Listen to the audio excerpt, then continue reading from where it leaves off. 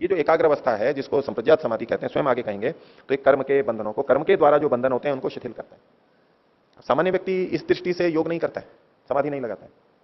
उसको तो पहले ही दो उद्देश्य रहते हैं कि मैं अच्छा जान सकूं, पढ़ सकूं, सीख सकूं, काम अच्छी तरह कर सकूं और शांत रह सकूं। ये दो ही प्रयोजन है, दुनिया में यही चल रहा है सारा अधिकतर। अब जो अधिक विचारशील व्यक्ति हैं, जो जन्म मरण के बारे में सोचते हैं, मैं क्यों इस बंधन में हूं, क्यों चल रहा है ये, कब तक चलेगा ये, क्या ऐसे ही चलता रहेगा, ये चिंतन जिनका प्रारंभ होता है। वास्तव में अध्यात्म यहां से है। वो शुरू की दो चीजें तो लौकिक व्यक्ति भी चाहता है। जो सांसारिक व्यक्ति है, भौतिक व्यक्ति है, भौतिकवादी है, इंद्रियों के सुख में लगा हुआ है, वो भी इन दो चीजों को तो चाहता है शुरू की। और जो उस स्तर पे जी रहा है, वो योग का और इनका उपयोग, मेडिटेशन का उपयोग उन्हीं दो चीजों के लिए करेगा। आगे के लिए उसको कुछ सोचना नहीं है, उसको आगे का समझ में नहीं आएगा। वो तो है, वो योगियों को भी होगा, ये प्रथम दो लाभ योगियों को भी होंगे, आध्यात्मिक व्यक्तियों को भी होंगे। किंतु ये जो तीसरी बात क्या कही, ये जन्म मरण के बंधन से छूटना चाह रहा है, उसको ये हम बताएंगे कि देखो कर्म के बंधन को भी ये शिथिल करती है एकाग्रावस्था, संप्रज्ञात समाधि। उसको लगेगा कि हाँ ये मेरे लिए कुछ उपयोगी है।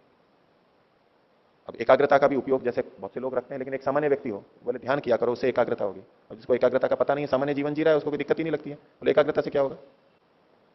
उसको एकाग्रता भी लाभदायक नहीं दिखाई देगी, औरों को दिखाई दे रही नहीं एकाग्रता होती है, उससे बहुत अंतर आता है।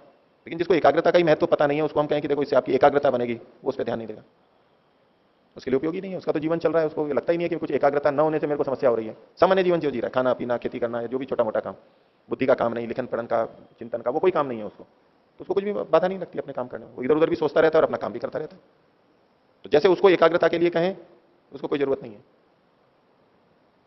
ऐसे ही जिन जो एक अलग स्तर पर रह रहे हैं, उनको कहें कि कर्म के बंधनों को शिथिल करता है, तो वो इससे आकर्षित नहीं होगा। उनको तो यही कहना होगा बस एकाग्रता है और मन की शांति है। लेकिन आध्यात्मिक व्यक्ति को तो ये सोचना ही होता है, उसके सामने प्रश्न होता है, कहते हैं समाधि से ये भी होता है, कर्म के बंधनों को शिथिल करता है। अब इससे आगे एक और चीज है, आगे कहते हैं निरोधम अभिमुखम करोति। निरोध को, निरोध कौन सा, चित्त की भूमि हमें ऊपर बताया था, पांचवी भूमि एकाग्र के बाद में, तो निरोधम अभिमुखम करोति, उसको अभिमुख कर देता है, सामने ले आता है। जैसे कोई व्यक्ति हमारे सामने आकर के खड़ा हो जाए, अपनी हमारी तरफ मुख करके, हम उसको देख रहे हैं, बिल्कुल सामने खड़ा कर देगा। तो ये एकाग्र अवस्था बनते बनते बनते ये निरुद्ध अवस्था को सामने ला देती है। जब एकाग्र अवस्था अच्छी बनती चली जाती है, तो निरुद्ध अवस्था बिल्कुल जैसे कि सरल सी लगेगी, सामने बैठी है, कि वहां तक पहुंचा देगी, हमारे को उसके दरवाजे तक पहुंचा देगी। ये भी इसका विशेष लाभ है।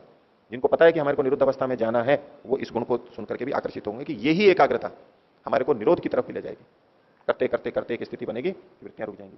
एकाग्र अवस्था आते आते आते अभ्यास करते करते निरोध अवस्था में चला जाएगा वो व्यक्ति। तो ये निरोधम अभिमुखम करोति, ऐसा ये जो है स संप्रज्ञातो योगा इति आख्यायते, इसको संप्रज्ञात योग कहते हैं।